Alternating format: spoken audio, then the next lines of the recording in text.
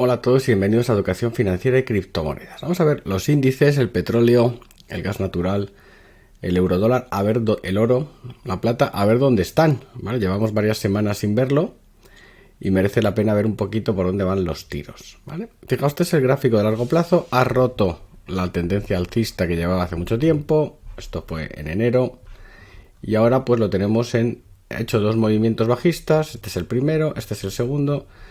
Con lo cual, en principio, habría acabado la corrección. Pasa una tontería y ahora estamos rebotando. Entonces, objetivo de este rebote serían los 4.400. Aquí, por ejemplo, de alguna forma podríamos intentar incluso poder buscar posiciones cortas en el SP500, la zona de los 4.400 más o menos, ¿vale? Es decir, ¿y cuánto ha coincidido el rebote? Pues como siempre tenemos nuestro RSI, ha llegado a la zona de sobreventa, a la zona de 20. Si coges una R6 sobreventa en zona de 20 con gráfico diario, lo puedes automatizar, ahí es lanzar compra seguro, ¿vale? Y efectivamente, he pegado el rebote espectacular. Si lo vemos en gráficos de horarios, pues claro, esta subida en 2 días, pues fijaos, es que es espectacular llegar aquí a los 4.400. O sea, luego estamos ya llegando, en 2 días prácticamente nos ha recuperado todo la caída. Se acabó la guerra y todos estamos tan contentos. O sea, nosotros pensábamos que iba a durar un poquito más esto y parece que es que ya directamente desde el jueves lo han visto claro, y jueves y la segunda parte del jueves y todo el viernes no ha hecho más que subir. Así que fantástico. Vamos con el Nasdaq, pues un poco lo mismo. El Nasdaq es bastante peor. Bastante peor. Vamos a cogerlo en gráfico primero diario, perdón. Vale. En gráfico diario hemos tenido la primera caída. Entonces, si nos vamos al segundo movimiento, que es este, es decir, si hay que buscar cortos, el ideal es el Nasdaq, ¿vale? Comparado con el SP. ¿Por qué? Porque fijaos que en el SP en gráfico diario esto es un doble máximo, aquí en el Nasdaq no es un doble máximo.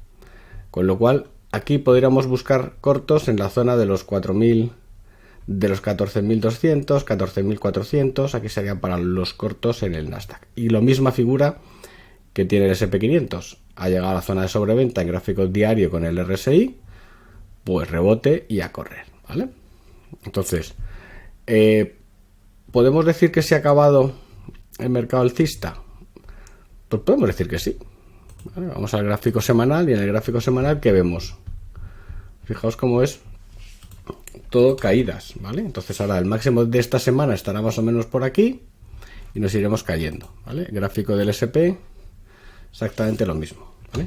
Quitamos todo esto, pues parecido, ¿vale? Varias semanas de caídas, con lo cual, pues ¿hasta dónde? A ver, nosotros vemos la caída máxima a esta zona de aquí, ¿vale?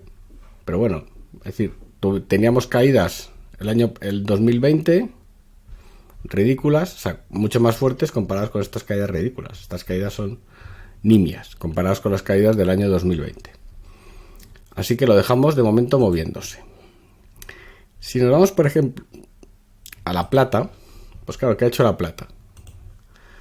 Pues la plata lo que ha hecho es subir, hacer un poco el paripé hasta superar máximos y demás. Es decir, este tipo de figuras que son unas velas fugaces, estrellas fugaces, donde... Entonces, ¿qué haces?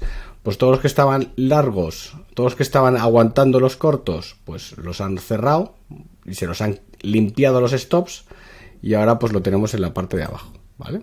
Si vamos al gráfico, fijaos, de una hora, pues claro, en el gráfico de una hora es brutal. O sea, es que en un rato nos pasamos de 24 a 25,60, o sea, es un 6% de subida, y en otro rato volvemos otra vez al 24. Con lo cual, en principio se debería haber acabado todo lo que es el mercado alcista en cuanto al oro, en cuanto a la plata. Vamos a ver el oro. Vale, exactamente lo mismo, fijaos, misma figura. Es decir, claro, todas estas acaban como una especie de exuberancia irracional, es decir, va subiendo tranquilamente y de repente ¡guau!, la subida brutal, que limpia todos los stops. La gente se pone largo y claro, ya lo tiran para abajo. Entonces es el juego de siempre. Es decir, la tendencia ligeramente alcista es muy molesta porque va pasando los días y lo único que hace es subir, y llega un momento en que rompe los máximos se va al pico, en este caso en los 900, casi los $2000 por onza, nos cae, rompe aquí. Esta rotura lo que hace es arrasar todas las cuentas bajistas. Y ahora ya, eso se ponen largos, les tira para abajo y arrasan aquí a los alcistas, a los bajistas, y en esta caída arrasan a los alcistas. O sea, es un timo de la estampita habitual. Otro valor, gas natural. Lo normal es que corrija. ¿Por qué? Pues primero porque se ha acabado el invierno, al menos en Europa. ¿Vale? Fijaos que toda esta... Vamos a hacerlo en gráfico diario. Fijaos... Uy, ¿qué pasa aquí? Vale, gráfico de 4 horas. Fijaos que el rebote del gas ha sido el 0,618. Ahora este rebote se queda un poquito por debajo. Entonces lo que vemos aquí es que tanto el gas como el petróleo y el oro deberían de caer, pues básicamente por varias razones. Porque lo que todo el mundo espera es que suban, con lo cual normalmente es que ya están todos comprados. Con la crisis se va a resolver. Entonces, aquí paz y después gloria. El invierno ha acabado, entonces no hace falta quemar tanto para calentarse. Estamos, quien dice, en marzo, o sea, quedan 2 semanas de follón. Y si hay 2 semanas de follón máximo, la primera semana de marzo y la segunda semana de marzo, pues si coincide con el año 2020, la intervención de la Reserva Federal fue el 13 de marzo, pues básicamente aquí a lo mejor se puede anticipar unos días, temas de calendario y demás, los famosos idus de marzo, y ya corrección, ¿vale? ¿Corrección a dónde? Pues corrección hacia la zona de 3,60 y luego volver a los mínimos, ¿vale? Es decir, es que esto, si lo miras bien, es una puñetera salvajada. No sé qué ha pasado aquí. Si lo miras bien, es una salvajada. Entonces, caer hacia los 3,5 y luego volver a los 2,5, incluso 2. Entonces, pues dices, el gas lo abarato para que estos tíos... Es una forma, digamos, de que esta gente sepa que quien manda es Estados Unidos. Pero bueno, eso ya ha quedado demostrado que no.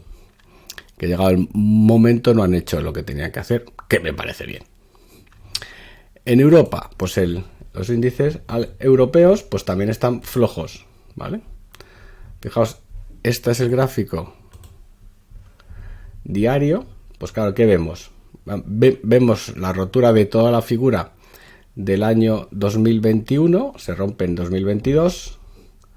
Ahora tendremos un pullback ¿a dónde? Pues un pullback a la zona, ¿vale?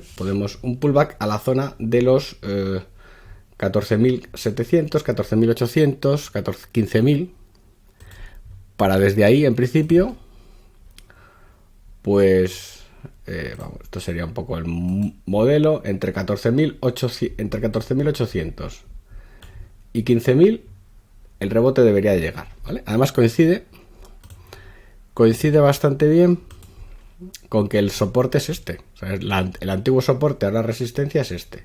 Entonces, si esperamos al mercado por aquí, ahí sería una zona buena para ponerse cortos, ¿vale? Es decir, ahora tenemos el rebote por R6 sobrevendido, lo tenemos claro, va a llegar más o menos por aquí, y por ahí sería otra vez en donde cuando el R6 llega a los 50 sería un buen momento para ponerse corto, ¿vale? Eso en el índice alemán, en el Eurostoxx, pues bastante parecido, ¿vale? Una figura similar. Nos gusta más el índice alemán, ¿por qué? Porque el índice alemán es bastante más puro, ¿vale? Lo mismo, aquí el 4.600, 4.000, entre 4.000 y 4.060 sería un poco la zona, ¿vale? Pero sí, insisto, preferimos el índice alemán para cortos. Luego el petróleo, medido ya sea el crudo, vamos a medir, fijaos el crudo y fijaos la línea que tenemos, ¿vale? Pues esta es la línea famosa y fijaos cómo ha llegado, si lo medimos, ajustamos, ha superado esta línea de... La verdad es que no la habíamos visto hasta ahora, pero se ve bastante bien, ¿vale?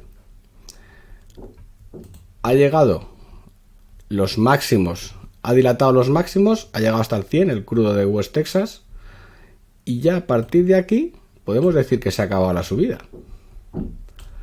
Todavía mamoneará un poco y demás, y lo ideal sería que fuera a buscar la parte baja de la subida, ¿vale? Y hacer la zona de 80, 82. Pero fijaos cómo ese todo un canal alcista y llega un momento en que lo dilata, igual que ha dilatado el gas, que está en la sobrecompra extrema y ahora se nos cae, ¿vale? Entonces, pues veríamos cómo esto se podría caer y volvernos a la zona de 80. Entonces, digamos, se ha solucionado todo, ya se ha acabado, hemos llegado a los extremos en este primer movimiento.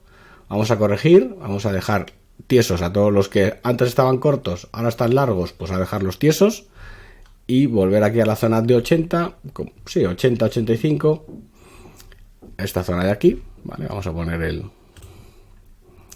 rectángulo. Fijaos, esta zona de aquí sería la zona a donde deberían que caer y a partir de aquí, ¿qué? Pues a lo mejor otro movimiento alcista, pero ya digamos que hemos limpiado a todos aquellos que pensaban que el mercado había subido el mercado estaba, digamos, había subido mucho, o sea, estaba subiendo mucho, estaban poniendo cortos y claro, les han llevado, fijaos, en diciembre, a principios de diciembre estábamos en 63 y ya hemos llegado al 100, o sea, hemos más que duplicado el precio del petróleo.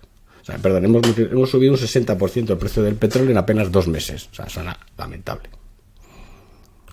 Entonces, bueno, pues este es el petróleo, el crudo y el Brent, es bastante parecido, ¿vale? Vamos a ver si trazamos la línea.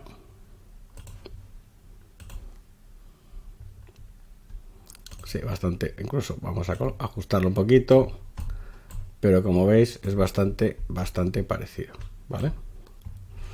Si añadimos aquí el RSI que nos gusta, pues el RSI está igualito.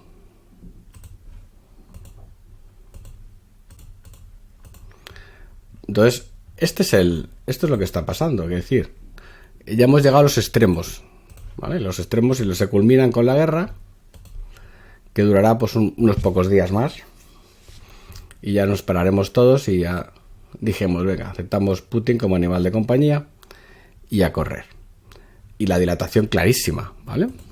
Entonces hemos visto el petróleo, hemos visto el gas natural, hemos visto los índices. El Dow Jones quizás sea el de los tampoco muy perjudicados. Fijaos, un primer movimiento, un segundo movimiento, otro Fibonacci. Entonces vamos a ver dónde volvemos. Pero claro, lo que vemos aquí es una inmensa figura de distribución. O sea, nos antoja poca la caída. Nos debería de caer más. O sea, nuestro modelo ha caído poco. No quiere decir ha caído poco, debería de caer algo más. Pero bueno, ha caído en 2, ahora rebotar. Vemos los niveles donde nos podemos poner cortos. ¿Vale? Ojo, tampoco nos extrañe que si esto se soluciona más rápidamente y tal, volvamos a los máximos. Y entonces ya la peña se queda absolutamente descuadrada, ¿sabes? A ver, es que esta crisis que se supone que va a ser la catástrofe mundial se había resuelto, fijaos, con un máximo en 37.000 y un mínimo en 32.000. O sea, estamos hablando de un 10, 12, 15% máximo de caída. Es ridículo. O sea, en el COVID la caída fue brutal. O sea, fue caer de 30.000 a 18.000. O sea, un 40% de caída. Esto es un 15%. Vamos, que es una crisis de Chichinabo, tío. Pero, o sea, y seguiremos sin entenderlo. Pero bueno, estos lo manejan como les sale de los cojones, pues seguiremos sin entender las cosas. Bueno, no puedo decir palabrotas que luego me estreso. Entonces tengo que hacer las cosas más moderadamente. Disculpad. Entonces, vamos a ver el último, el euro dólar, que ese tampoco se ha enterado nada del lío. Aquí está. Y el euro dólar, pues fijaos, está en la zona. Realmente está en la zona de abajo, en esta zona que no ni pincha ni corta. ¿Por qué ni pincha ni corta? Porque al final, como son falsas las dos, pues nos da un poco igual. Entonces, son falsas las dos, 1.11, 1.15. Pues ya sabemos cómo va el tema: comprar 1.11, vender 1.15 y a correr. Pero no tiene realmente movimiento. Entonces, a nivel de bolsas, se inició un rebote.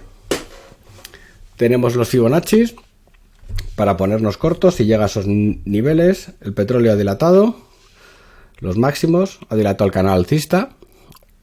En teoría, pues se revertiría. ¿Qué significa? Pues tendríamos caídas en materias primas y tendríamos recuperación en bolsas, ¿vale?